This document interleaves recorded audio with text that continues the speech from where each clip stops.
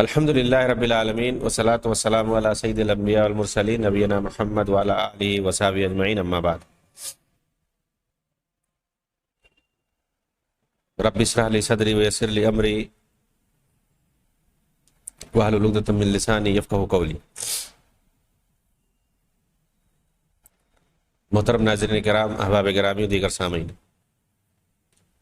اخوانیت اور روافض کے درمیان کیا تعلقات اس پر بات چل رہی ہے، اور خاص طور سے ملعون خمینی کے ذریعے سے جو 1979 میں خونی بغاوت ایران میں قائم کی گئی، اس کے تعلق سے ان لوگوں کا کیا موقف ہے اخوانیوں کا، یہ جاننا بہت ہی ضروری ہے، کیونکہ یہ جو بغاوت تھی یہ سامراجی طاقتوں کے ذریعے سے کرائی گئی تھی، خاص طور سے امریکہ، فرانس اور برطانیہ کے ذریعے سے، اور خمینی کو باقاعدہ وہاں سے فرانس سے لا کر کے محفوظ طیارے میں اتارا گیا تھا اور اس کو حکومت سونپی گئی تھی۔ مگر اخوانیوں نے کیسے اس کو اسلامی انقلاب قرار دیا اور مسلم ممالک یعنی خاص طور سے عرب ممالک کے خلاف کیسے اس کو استعمال کرنے کے لیے ان لوگوں نے پرچار کیا خمینی کا، اور اسی طرح سے اس کے ذریعے قائم کی ہوئی جو مسلح فدائی قاتل خونی فوج تھی، ملیشیا تھی، جس کو پاسداران انقلاب کہتے ہیں، اس کا دفاع ان لوگوں نے کس طرح سے کیا، نعوذ باللہ۔ چنانچہ جو میں نے بتایا کہ اخوانیوں نے جو کتاب لکھی ہے موقف علماء المسلمین، اس کے اندر کس طرح سے شیعوں کو ایک معتدل مسلمان اور اپنا بھائی قرار دیا ہے، اور ان کے حق میں تمام اخوانیوں نے کیسے مضمون لکھے ہیں، اسی کی عبارت ہم نقل کریں گے تو آپ کو اندازہ ہوگا کہ اخوانیوں نے کتنا بڑا ظلم کیا ہے، کتنی بڑی سازش رچی ہے۔ اگر یہ لوگ ساتھ نہ دیے ہوتے، انہوں نے پرچار نہ کیا ہوتا، انہوں نے پروموٹ نہ کیا ہوتا، تو اس طرح سے آج شیعہ عالم اسلام پر اس طرح تباہی نہ مچائے ہوتے۔ اس کتاب کے صفحہ 47 کے اندر لکھا ہے کہ جس وقت صدام نے مسلم ایرانی قوم کے خلاف حلہ بول دیا، دیکھیے آپ الفاظ کو دیکھیں غور سے، مسلم ایرانی قوم کے خلاف حلہ بول دیا، لیکن دیکھیے صدام حسین کا جب نام آیا تو کبھی یہ لوگ طاغوت بولتے ہیں، کبھی باسی ظالم صدام بولتے ہیں، اس کے ساتھ کبھی یہ لوگ مسلم کا لفظ نہیں لاتے ہیں۔ کیا کہہ رہے ہیں کہ جس وقت صدام نے مسلم ایرانی قوم کے خلاف حلہ بول دیا، اس وقت اخوانیوں کے عالمی تنظیم کی طرف سے عراقی قوم کے نام ایک بیان آیا، عراقی قوم کے نام ایک بیان ان لوگوں نے لکھا، جس میں ملحد کافر باز پارٹی یعنی صدام حسین کی پارٹی پر حملہ کرتے ہوئے کہا گیا کہ یہ جنگ کمزور مردوں، عورتوں اور بچوں کو بچانے کے لیے نہیں ہے، مسلم ایرانی قوم نے تو خود کو ظلم و استبداد سے سرفروشانہ جہاد اور تاریخ انسانی میں نادر نوعیت کے حامل اسلامی انقلاب اور جذبے کے ذریعے نیز ایک ایسے مسلم امام، دیکھیے ایک ایسے مسلم امام کی قیادت اور رہنمائی میں، اخوانیوں کی اس سے مراد ملعون خمینی ہے جسے وہ اپنا بہت بڑا امام اور مرشد مانتے ہیں، قیادت اور رہنمائی میں پہلے ہی آزاد کر لیا ہے، جس کی قیادت پر یعنی خمینی کی قیادت پر دین اسلام اور مسلمانوں کو فخر ہے۔ میں سمجھتا ہوں صرف اخوانی ہی فخر کریں گے، کیونکہ ان کی شریست میں قتل و خونریزی ہے، اور جو بھی مسلمان ہوگا، سچا مسلمان ہوگا، خمینی کی قیادت پر کوئی بھی فخر نہیں کرے گا۔ پھر اس پیغام کے اندر صدام حسین کے ظالمانہ مقاصد پر روشنی ڈالتے ہوئے کہا گیا، اس کا مقصد اسلامی تحریک کو ختم کرنا اور آزادی کے اس اسلامی شعلے کو بجھانا ہے جو ایران سے اب بھڑک اٹھی ہے۔ یعنی مطلب اخوانی چاہتے تھے کہ ایران سے جو شعلہ بھڑکا ہے اس کو عالم اسلام میں پورا پھیلایا جائے، لگایا جائے، اور دونوں نے مل کر کے، ایرانیوں نے اخوانیوں نے مل کر کے وہ لگایا ہر جگہ جہاں تک ممکن ہو سکا ہے، اعداء اسلام کے ساتھ مل کر کے ان دونوں نے، رافضیوں اور اخوانیوں نے یہ شعلہ ہر جگہ بھڑکانے کی کوشش کی ہے، اور مطلب جو بھی راستے میں روڑا بنتا تھا اس ملعون شعلے کو بجھانے کے لیے تو یہ لوگ اس کے خلاف فوراً پروپیگنڈا شروع کر دیتے تھے۔ آپ دیکھیے موجودہ دور میں اس وقت صدام حسین کے خلاف ایسے یہ لوگ پروپیگنڈا کرتے تھے جس طرح سے آج موجودہ دور میں محمد بن سلمان کے خلاف یہ لوگ پروپیگنڈا کرتے ہیں، چھوٹی چھوٹی چیزیں محمد بن زائد کے خلاف، کیونکہ یہ دونوں نوجوانوں نے اخوانیوں اور رافضیوں کے ایجنڈوں پر باقاعدہ ضرب لگائی ہے، ان کے سر کو کچلا ہے، اور یہ چونکہ آخری مرحلے میں تھے، عالم عرب کو خاص طور سے عالم اسلام کو کمزور کرنے کے لیے، مٹانے کے لیے ان لوگوں نے آخری چال چلی تھی، اور اس پر ان لوگوں نے مضبوطی سے ضرب لگایا، ان کے سر کو کچل دیا، تباہ اور برباد کر دیا، ان کے عزائم کو خاک میں ملا دیا۔ تو آپ دیکھیں گے کس طرح سے چھوٹی چھوٹی بات کو، جھوٹی باتوں کو بڑا بنا کر کے پھیلایا جاتا ہے، اسی طرح سے پروپیگنڈا کیا جا رہا ہے اس وقت موجودہ دور میں۔ کیوں؟ یہی وجہ ہے، جس طرح سے اس وقت 90 کی دہائی میں صدام حسین کیسا بھی تھا لیکن تھا تو ایک مسلمان تھا، اور وہ ان ملعون خمینی کے مذموم مقاصد اور ارادے کے خلاف وہ لڑ رہا تھا۔ تو یہ لوگ اخوانی اس کے خلاف ہے، صدام حسین کے خلاف پروپیگنڈا کرتے تھے اور ایران کی تعریف کرتے تھے۔ آج بعین ہی وہی چیز، جبکہ امارات کا جو ولی عہد محمد بن زائد ہے، اور اسی طرح سے سعودی کا ولی عہد جو محمد بن سلمان، یہ لوگ اخوانیوں کے اور رافضیوں کے ایجنڈے کو خاک میں ملا رہے ہیں عربوں کے اندر۔ ان کو کوئی ان کی جو ہے دال نہیں گل پا رہی ہے، اس لیے جو ہے دیکھیں گے آپ طرح طرح کے پروپیگنڈے ان کے خلاف کرتے ہیں۔ ارے حکمران کون جو ہے بہت صحابی کوئی تھوڑا نہ ہو جائے گا کوئی، لیکن جو ہے چھوٹی چھوٹی چیزوں کو لے کر کے دوسرے بھی حکمران ہیں، ان کے ساتھ آپ موازنہ کیجئے۔ دوسرے جو حکمران ہیں بھائی، جو آپ کے محبوب حکمران ہیں، ان کے ساتھ آپ موازنہ کر کے دیکھیں۔ آپ چھوٹی چھوٹی چیزوں کو بدنام کر رہے ہیں۔ وجہ یہی ہے کہ ان لوگوں نے ان کے سروں کو کچل دیا ہے، ان کا جو آخری مضموم ارادہ تھا کہ کس طرح سے تہ و بالا کر دیا جائے۔ آپ تقریر ان کی سنیے، سلمان عودہ بولتا ہے کہ اب آخری چال باقی ہے، ہم دیکھ رہے ہیں کہ تخت پہ تخت گر رہے ہیں، اور چند تخت شاہی تخت گرنے کے اور باقی ہیں، ہم وہ بھی شدت سے نظارہ اس نظارے کو بھی ہم دیکھنا چاہتے ہیں، شدت سے انتظار کر رہے ہیں۔ اس طرح کی یہ لوگ تقریریں کر رہے تھے۔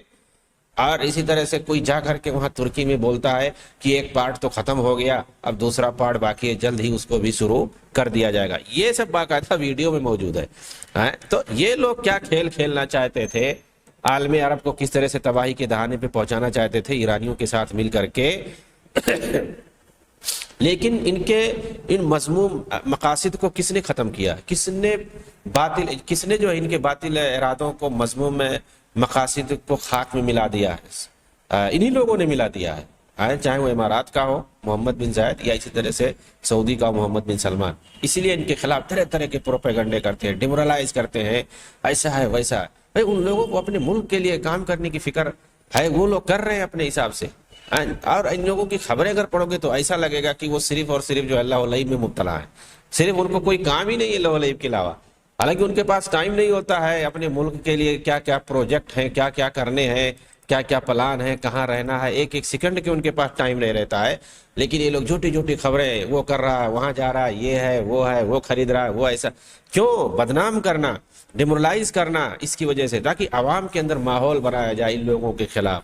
تو یہ صحیح رافضیوں کے خلاف، اخوانیوں کے حقائق کو جو بھی تشت اذوام کرتا ہے، ان کے جو مذموم مقاصد ہیں ان کو جو بھی سامنے لاتا ہے، فوراً یہ لوگ اس کے خلاف پرچار کرنا شروع کر دیتے ہیں، اور اس کو معمولی چیز نہیں، فوراً جو ہے اسرائیل اور امریکہ کا ایجنٹ قرار دے دیں گے۔ حالانکہ یہ لوگ خود سب سے بڑے ایجنٹ ہوتے ہیں۔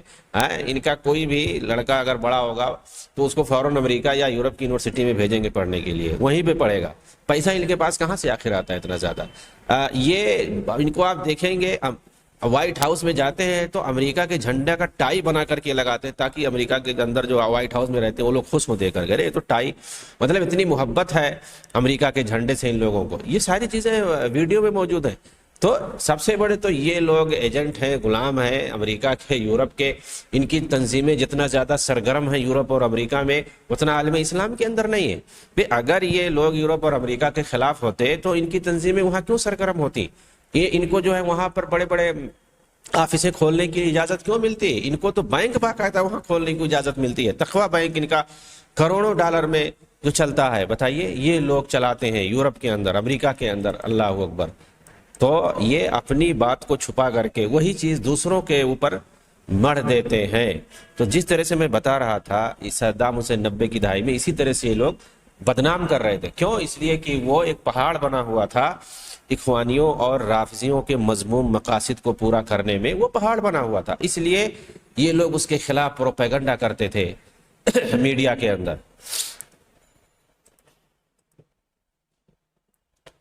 پھر پیغام کے آخر میں عراقی قوم کو مخاطب ہو کر کے کہا گیا، یعنی اخوانی مجلے میں، تم اپنے جلاد کو خود اپنے ہاتھوں سے قتل کر دو۔ اللہ اکبر۔ یعنی جس طرح سے انہوں نے 2011 میں یوسف قرضاوی کا ویڈیو موجود ہے، فتویٰ دیا تھا جس طرح سے معمر قذافی کے تعلق سے کہ اس کو اقتلو ایسے بول رہا کہ جس کے پاس بھی گنجائش ہو گولی چلانے کی اس کو مار دو، قتل کر دو معمر قذافی کو، اور اس کا گناہ جو ہوگا میرے سر ہوگا۔ اس طرح فتویٰ دیا باقاعدہ یوسف قرضاوی نے، اور اخوانیوں نے اپنے مفتی کی بات پر عمل کر کے اس کو سڑکوں پر مارا، قتل کیا، بری طرح سے قتل کیا، اس کی ویڈیو بنائی باقاعدہ۔ جبکہ اس طرح خوخار ویڈیو بنانے کی اجازت نہیں ہے۔ آپ سمجھ سکتے ہیں کہ میڈیا کن کے ہاتھ میں ہے، میڈیا ان کے ہاتھ میں ہے، صہیونیوں کی یہ ایجنٹ ہیں باقاعدہ۔ کس طرح سے یہ سبق سکھانا چاہتے ہیں یہ لوگ کہ عرب سن لو، کوئی مضبوط فوج نہیں رکھ سکتا ہے، اگر کوئی مضبوط فوج، مضبوط حکومت اگر کوئی رکھے گا تو اس کا انجام اسی طرح سے ہوگا، اور تمہارے اندر ہی ہمارے ایجنٹ موجود ہیں، گرگے موجود ہیں، انہی سے فتویٰ دلا کر کے مرواؤں گا سڑکوں پہ گھسیٹ گھسیٹ کر کے۔ ایسے ہی یہ لوگ جیسے معمر قذافی کو فتویٰ دے کر کے ان لوگوں نے مروایا سڑکوں پہ گھسیٹ گھسیٹ کر کے، اور پھر اس کی ویڈیو بنائی باقاعدہ، اور آن لائن جو ہے اس کو نشر کیا، لائیو کاسٹ کیا اس کو۔ یوسف قرضاوی کا فتویٰ بھی موجود ہے، اور وہ قتل کا سما بھی موجود ہے، اس کو کیسے قتل کیا گیا۔ بالکل اسی طرح سے صدام حسین کو قتل کرنے کے لیے ان لوگوں نے فتویٰ دیا تھا، اور اس کو بھی جب قتل کیا گیا، پھانسی دی گئی، اس کی بھی باقاعدہ ویڈیو بنائی گئی، اس کو بھی باقاعدہ دکھایا گیا۔ حالانکہ پھانسی کی جو ویڈیو ہوتی ہے وہ نہیں دکھائی جاتی ہے، تو یہ دکھایا گیا۔ ان کے ہاتھ میں میڈیا ہے، صہیونیوں اور ان کے ایجنٹوں کے ہاتھ میں میڈیا، یہ جیسا چاہے ویسا کر سکتے ہیں، یہ سب انہی کے اس میں کھیلتے ہیں۔ یعنی اخوانیوں نے فتویٰ دیا اس کو مارنے کا، اور ان کے آقاؤں نے اسے قتل کیا، باقاعدہ پھانسی دی۔ تو کیا کہا، یہ اخوانیوں نے پیغام بھیجا، اس کے اندر لکھا تم اپنے جلاد کو، یعنی صدام کو، اپنے ہاتھوں سے قتل کرو۔ یہ ذرے فرصت اب دوبارہ نہیں مل سکے گی، یہ سنہرا موقع نہیں ملے گا۔ اپنے ہتھیار اٹھا لو اور ایرانی انقلاب کی فوج میں شامل ہو جاؤ، اور اب تمہارے لیے بھی وہی اسلامی انقلاب مناسب ہے۔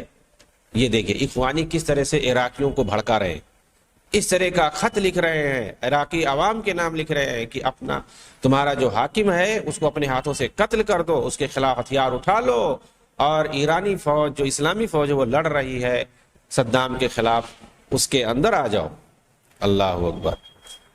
اسی کتاب کے صفحہ 49 میں مؤلف نے لکھا ہے، اخوانی جو فتح یقن ہے، اپنی ایک آخری کتاب ابجدیات التصور الحرکی للعمل الاسلامی، اس کے اندر صفحہ 48 میں اسلام کے خلاف سامراجی طاقتوں کی سازشوں کا پردہ چاک کرتے ہوئے لکھا ہے کہ ماضی قریب میں ایران کی سرزمین سے اسلامی انقلاب کی جو چنگاری پھوٹی ہے اسے بجھانے اور ختم کرنے کے لیے تمام کافر دشمن طاقتیں اکٹھا ہو گئی ہیں۔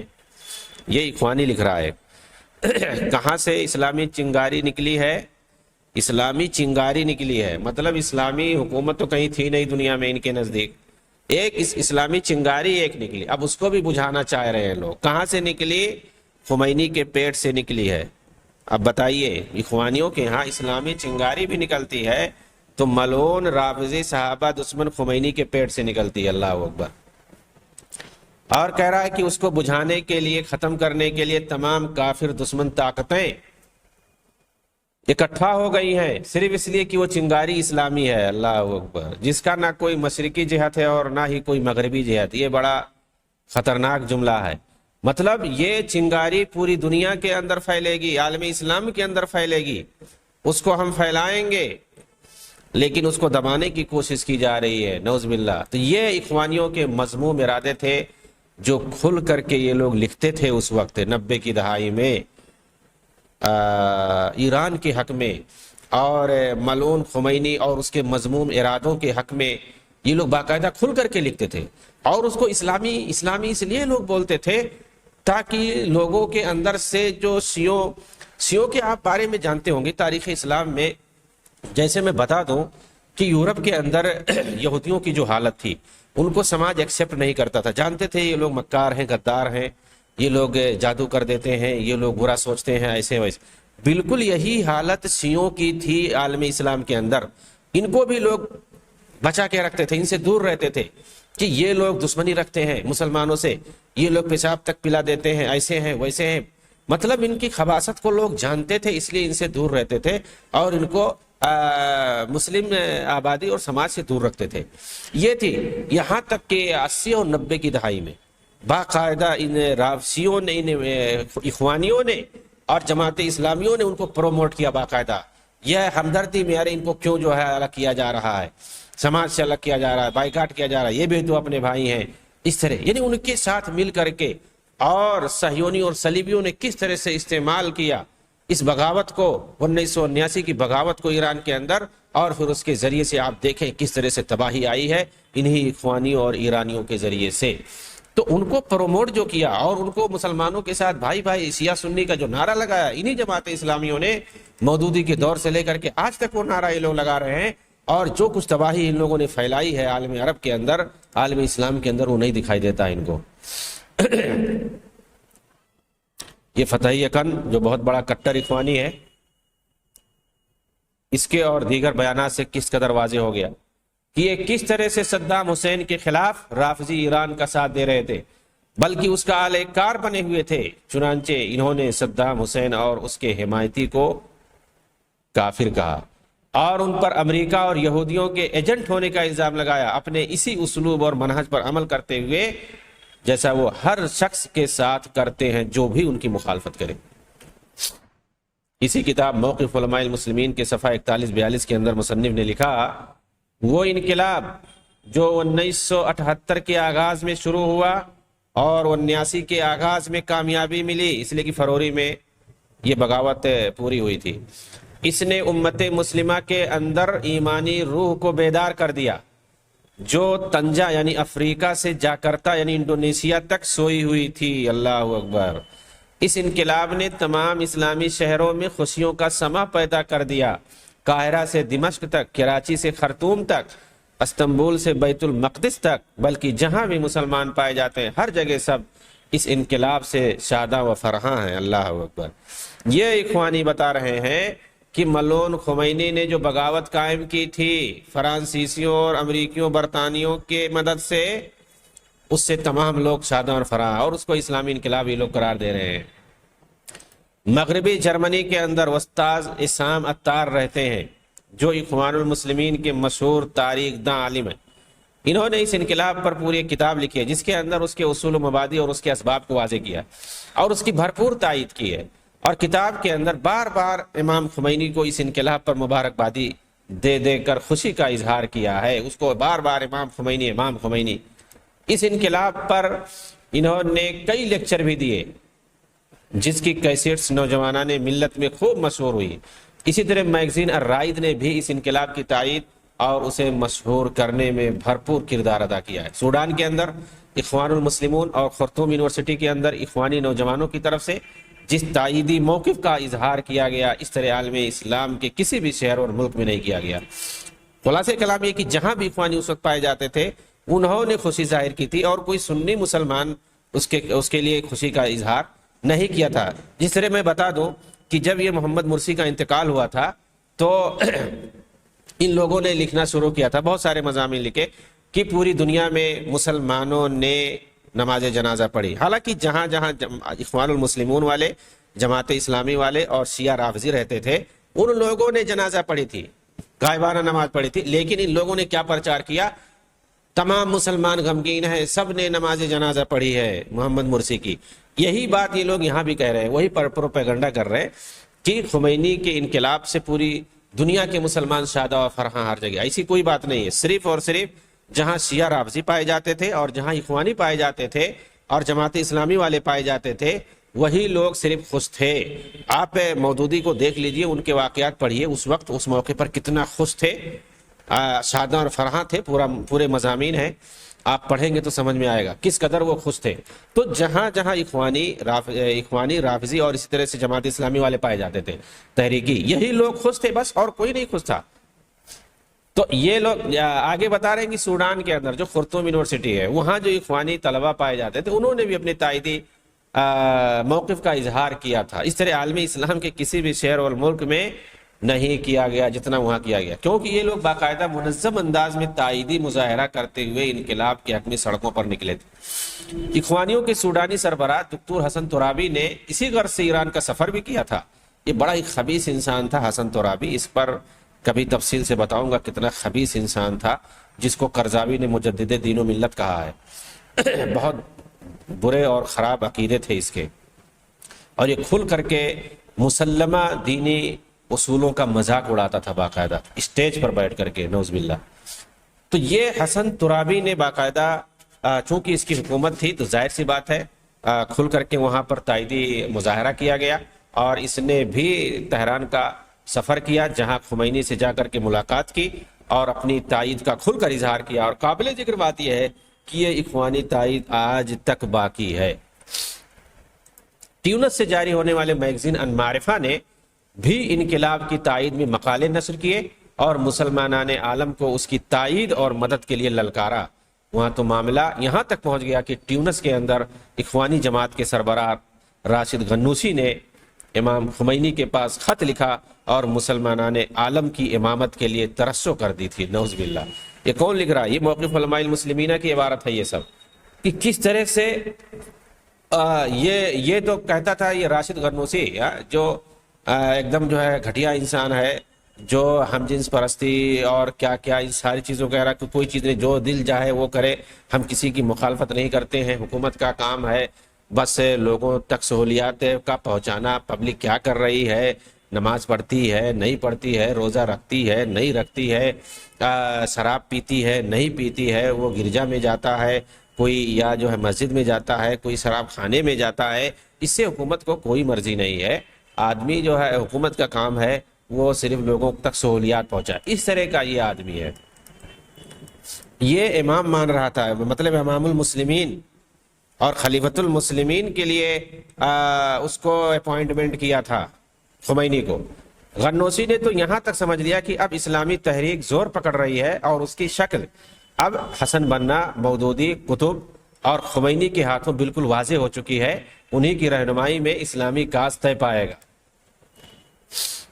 اخوانی میگزین فلسطین نے اپنے شمارے مارچ 1991 کے اندر یہ عنوان قائم کیا، اخوان اور حماس کے ایک وفد نے تہران کی زیارت کی، اور پھر اس عنوان کے تحت لکھا، اس وقت جبکہ ایرانی راجدھانی تہران میں مختلف سیاسی، سفارتی اور سماجی وفود مختلف ملکوں سے آ رہے ہیں، ایک خاص نوعیت کے ایک اسلامی وفد نے بھی زیارت کی جس میں اخوان المسلمون اور مزاحمتی تحریک حماس کے نمائندے شامل تھے۔ اس زیارت میں اسلامی انقلاب کے حالیہ مرشد اعلیٰ علی خامنئی، مجلس شورا کے صدر مہدی کروبی، وزیر خارجہ علی اکبر ولایتی اور بہت سے ذمہ داران علماء کرام سے ملاقات کی گئی۔ اس زیارت کا مقصد ایرانی حکومت کو اس امر سے آگاہ کرنا تھا کہ عراق کے خلاف جو لام بندی امریکہ کے ساتھ مل کر کی جا رہی ہے اس کا مقصد عراق کے فوجی اور اقتصادی طاقت کو ختم کرنا ہے۔ ایسی صورت میں اسلامی حکومت کی ذمہ داری بنتی ہے کہ عراق کی مدد کی جائے اور اس صلیبی حاقد حملے کے خلاف چٹان بن کر کھڑا ہوا جائے جس کی قیادت امریکہ کر رہا ہے۔ اس اسلامی وفد نے اسلامی جمہوریہ ایران سے یہ بھی مطالبہ کیا کہ ان جابر حکومتوں کے خلاف کوئی کڑا موقف اپنایا جائے، جس کی امید اس وقت عالمی اسلام کے عوام ایران سے لگائے ہوئے ہیں، اور اسلامی انقلاب کا بھی یہی تقاضا ہے۔ وفد نے اس بات پر بھی گفتگو کی کہ مسلم عراقی قوم کی مدد کن کن پیمانوں پر کی جا سکتی ہے تاکہ وہ بربریت اور ظلم کے سامنے ڈٹ سکے اور عراقی قوم پر جو ظالمانہ پابندی لگی ہوئی ہے اس سے نمٹ سکے۔ اس وفد نے فلسطینی کاز پر بھی گفتگو کی جس میں ایرانی مرشد نے ہر محاذ پر تعاون کا وعدہ کیا اور فلسطین اور مسجد اقصی کی آزادی کو اپنا دینی فریضہ بتایا۔ یعنی کس طرح سے ان لوگوں کو اعتماد تھا ایرانیوں سے، وہاں کے رافضیوں سے، کہ مطلب جیسا ہم بول رہے ہیں وہ ویسا کریں گے، نعوذ باللہ۔ اب غور فرمائیں کہ یہی اخوانی 80 کی دہائی میں عراق ایران لڑائی کے وقت عراق کے خلاف تھے، آج کیسے عربوں کے خلاف عراق کے ساتھ کھڑے نظر آ رہے ہیں۔ اخوانی مرشد محمد عاکف نے صراحت کے ساتھ کہا کہ عالم اسلامی کے اندر شیعوں کی تبلیغ اور ان کے پھیلاؤ سے ہمیں کوئی تکلیف نہیں، اس میں کوئی حرج کی بات نہیں ہونی چاہیے۔ اوائسی کے اندر 56 سنی ممالک ہیں، پھر ایک شیعہ ملک ایران سے کیا ہوگا؟ کیا حسن نصر اللہ شیعہ نہیں ہے؟ پھر ہم نے 2006 میں اسرائیل کے ساتھ لڑائی میں اس کا ساتھ کیوں دیا؟ کیا اخوانی مرشد کا یہ بیان خائن نصیر الدین طوسی اور ابن القمی جیسا نہیں ہے، جنہوں نے تاتاریوں کے لیے عالمی اسلامی پر قبضہ کرنے کا راستہ صاف کیا اور پھر انہوں نے عراق پر قبضہ کر کے تباہی مچائی؟ بلکہ اخوانی کے اس بیان سے اگر عالم اسلامی کے حکمران دھوکہ کھا جائیں گے تو ایک بار پھر عالم عربی اور عالم اسلامی کا خاتمہ مجوسی فارسیوں کے ہاتھوں طے ہوگا۔ یہ اخوانیوں کی رافضی طرفداری اور محبت آج نئی نہیں ہے، یہ خمینی بغاوت کے وقت ہی سے جاری ہے۔ اخوانیوں کے پیر و مرشد یوسف قرضاوی نے کہا ایران کے اندر اثنا عشری شیعہ کی اکثریت ہے، وہیں سے امام خمینی کی تحریک چلی ہے جس پر ولایت الفقیہ نظام قائم ہے۔ اس تحریک نے شاہ ایران کے ظلم کو توڑا اور اس راستے میں بڑی تکلیف اٹھائی ہے۔ امام آیت اللہ خمینی نے اسلامی حکومت قائم کی ایسے ماحول میں جس کی امید کوئی نہیں کر سکتا تھا۔ یہ کس نے لکھا ہے؟ قرضاوی نے لکھا ہے، امتنا بین قرنین، صفحہ 72 پر۔ شیخ قرضاوی نے ایران کے اندر خمینی تحریک اور سوڈان کے اندر ترابی تحریک کو اخوانی تحریک سے متاثر ہونے سے کے تعلق سے لکھتے ہیں، کیا لکھا ہے کہ یہ دونوں حکومتیں اخوانی تحریک سے اس قدر متاثر تھیں کہ جس کا کوئی انکار نہیں کر سکتا۔ سید مودودی نے کہا کہ امام خمینی کا انقلاب اسلامی انقلاب ہے، اس انقلاب کو برپا کرنے والے اسلام کے پاسبان ہیں، یہ وہ نوجوان ہیں جنہوں نے اسلامی تحریکوں کو کے زیر اثر تربیت حاصل کی ہے، اس لیے تمام مسلمانوں کو عمومی پیمانے پر اور اسلامی تحریکات کو خصوصی طور پر اس انقلاب کی تائید کرنا چاہیے اور ہر میدان میں اس کی مدد کرنی چاہیے۔ یہ دعویٰ جو میگزین ہے اخوانیوں کا، اس کے اندر انہوں نے یہ بات لکھی تھی۔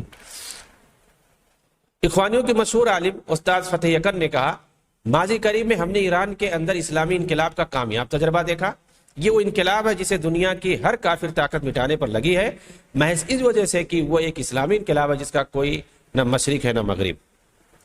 خمینی کی باغی جماعت سے جسے اخوانی اسلامی انقلاب کہتے ہیں ملنے کے لیے باقاعدہ اخوانیوں کا ایک وفد تہران گیا، یہ بتانے کے لیے کہ اسلامی تحریکات پوری طرح سے اس انقلاب کے ساتھ ہیں۔ چنانچہ اس وفد نے جا کر خمینی سے ملاقات کی اور مبارکبادی دی۔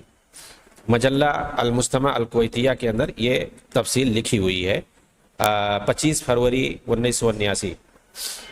اخوانیوں کی اسی رافضی حکومت کے تائیدی موقع پر اعتراض کرتے ہوئے علامہ البانی نے کہا تھا، اس کا میں ترجمہ پیش کر رہا ہوں، مجھے بے حد تعجب ہے ایسے لوگوں پر جو اہل سنت والجماعت ہونے کا دعویٰ کرتے ہیں مگر خمینی نظام کے ساتھ نادانی میں یا جان بوجھ کر تعاون کرتے ہیں، عالمی اسلام میں اس نظام کے پھیلنے اور پھلنے پھولنے میں مدد کرتے ہیں، باوجود ہے کہ یہ نظام اور اس سے جڑے لوگ کفر و گمراہی اور فساد فی الارض میں ملوث ہیں۔ اگر یہ ان کے عقائد سے نابلد ہیں اور کہتے ہیں کہ ان کے اور ہمارے درمیان اختلاف صرف فروعی مسائل میں ہے، اصولی مسائل میں نہیں ہے، تو اس وقت ان کا کیا عذر ہوگا جب یہی اخوانی خمینی کی کفریہ کتاب الحکومہ الاسلامیہ کو چھاپ چھاپ کر پورے عالمی اسلامی میں پھیلاتے ہیں۔ بس یہی چیز کافی ہے کہ جو اخوانیوں کو نہیں جانتے وہ جان لیں اور جو غافل ہیں وہ بیدار ہو جائیں۔ علماء اہل سنت کی ایک بڑی جماعت نے خمینی کو کافر کہا اور اسے اسلام سے خارج قرار دیا۔ اس بات کی دلیل ہے کہ ایرانی حکومت کے خلاف اس کے انقلاب کو اسلامی نہیں کہہ سکتے بلکہ اخوانیوں کی تائید مجوسی فارسی حکومت کی مانی جائے گی، کیونکہ یہ تائید نہ تو اللہ کے لیے تھی، نہ ہی اس کے رسول کے لیے اور نہ ہی مسلمانوں کے لیے تھی، جیسا کہ مکہ مکرمہ کے اندر رابطہ عالمی اسلامی کی طرف سے منعقد تیسری کانفرنس میں یہ وضاحت کی گئی تھی۔ کانفرنس کے اندر تمام شرکاء کو اس بات کا پتہ چلا کہ خمینی گمراہی کا داعی ہے، مسلمانوں کے لیے بڑی مصیبتوں، فتنوں اور انتشار اور اختلاف کا باعث بنا ہے۔ یقیناً اس کا منہج اسلام اور اس کی تعلیمات سے بالکل الگ ہے جو امت اسلامیہ کے لیے ایک خطرہ بنا ہوا ہے۔ اسی لیے شرکائے کانفرنس کا تمام حکام، تنظیموں اور مسلم قوموں سے مطالبہ کرتے ہیں کہ ہر پیمانے پر اس کا بائیکاٹ کیا جائے اور عالمی اسلام کے اندر اس کے فکری پھیلاؤ کو روکا جائے۔ کتاب عقیدت و ابی حاتم و ابی زرع کے اندر ابو عبداللہ الحداد نے کہا کہ اسلام کے نام پر وجود میں آنے والی ایک جماعت جو دعوت دین کا دعویٰ کرتی ہے مگر رافضیوں کو اپنے امام اور مسلمانوں کا امام مانتی ہے، اس کی خوب تعظیم کرتی ہے جبکہ وہ اس دنیا کے اندر ہر ذلت اور رسوائی کا مستحق ہے، اور آخرت میں تو اس کے لیے وہی ہوگا جو اللہ تعالیٰ اور اس کے رسول نے اس شخص کے لیے طے کیا ہے جو دین کے نام پر جھوٹ بولے اور ان عظیم شخصیات کو گالی دے جن کی اللہ اور اس کے رسول نے تعریف کی ہے۔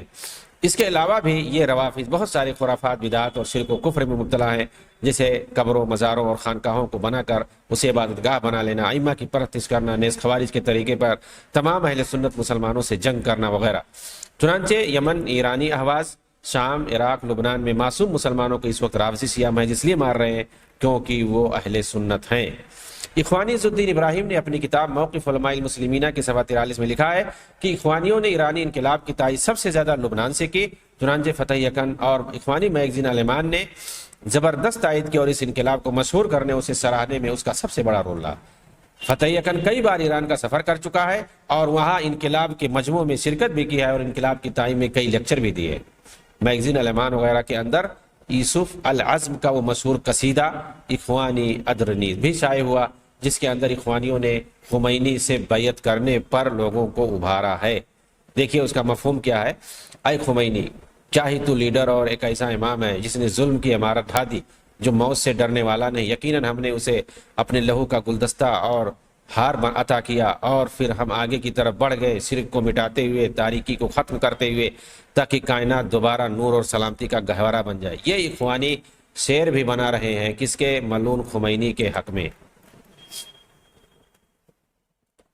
اسی کتاب کے صفحہ 51 کے اندر مؤلف نے ایران، شیعوں اور ان کے متعلق لکھی گئی کتابوں کے بارے میں خود اپنا موقف اور عام اخوانیوں کا موقف بیان کرتے ہوئے کہا کہ دور حاضر میں مسلمانوں کے اندر محبت، بھائی چارہ اور ایمانی روح کی ضرورت ہے، لیکن کیا وجہ ہے کہ لوگ اختلاف اور فتنوں پر مبنی کتابیں پڑھ رہے ہیں، جیسے موقف الخمینی من الشیعہ والتشیع، السراب، وجاء دور المجوس اور اس طرح کی دیگر کتابیں جنہیں بطور خاص سلفی حضرات پھیلا رہے ہیں۔ اور عجیب بات یہ ہے کہ ان کتابوں کے مصنفین کا نام نکرہ مجہول میں آتا ہے، کیونکہ یہ اپنا حقیقی نام نہیں لکھتے ہیں۔